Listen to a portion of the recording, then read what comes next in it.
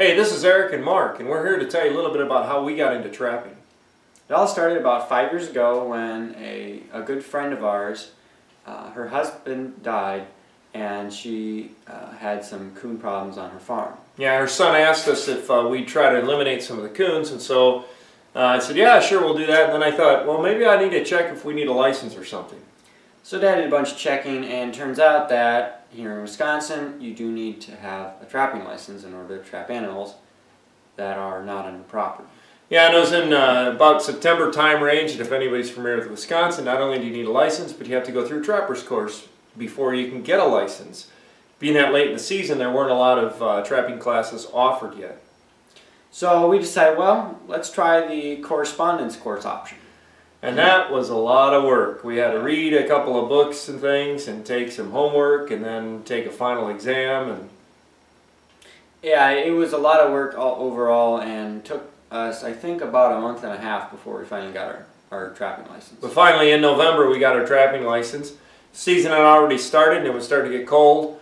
We didn't know what we were doing, but we started trapping some coons. Yeah, and I think the first year we got, I don't know, maybe, I think 24 or so. Like yeah.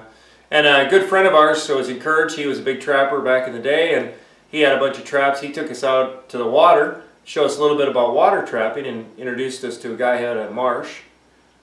And we actually have some videos that we posted on trapping that marsh, and so that kind of got us interested in trapping muskrats and mink. Yeah, it was a lot of fun. We got a mink that year. That was pretty incredible. We were pretty excited about that, and some muskrats. And then we actually got a fox that year. So, but it was a slow, cold year. Yeah. Interesting year. And the next year was a lot better though. The next year we got, I think, about 87 coon the next year.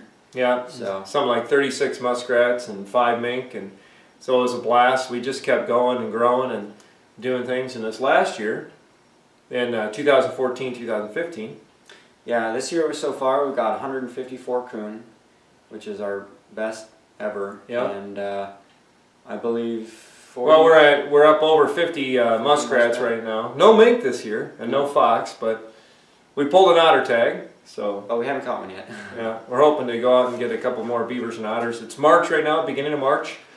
Season for beaver and otter are still open till the end of March in Wisconsin, so maybe we'll be able to bag a couple of those yet. Yeah, so that's pretty much how we got into trapping. Hopefully you'll have an interesting trapping experience if you're just getting into trapping, and a story that you can tell. And I sure do hope if you're a young trapper, you're thinking about trapping, or if you tried a little bit, don't be discouraged. Keep trying. Yeah. It's a renewable resource that God has provided for us, and what a blessing it is to be outside in the outdoors, enjoy the outdoors, enjoy these fur-bearing animals, and you know, just keep trapping and keep learning. There are a lot of videos on YouTube that we've looked at and learned, so we're just contributing a little bit of what we've learned through it. And also try to go to a trapping convention in your area if you have one nearby. We've gone to that for the past 4 years, and they are just huge for learning new things. You get to meet a lot of guys that have trapped for a long time. Usually there's seminars or classes that are free or included in the ticket to get in, and you just learn a lot and get really encouraged by a lot of people. Yeah. So I hope you enjoyed this video. See you on the line. See you on the line.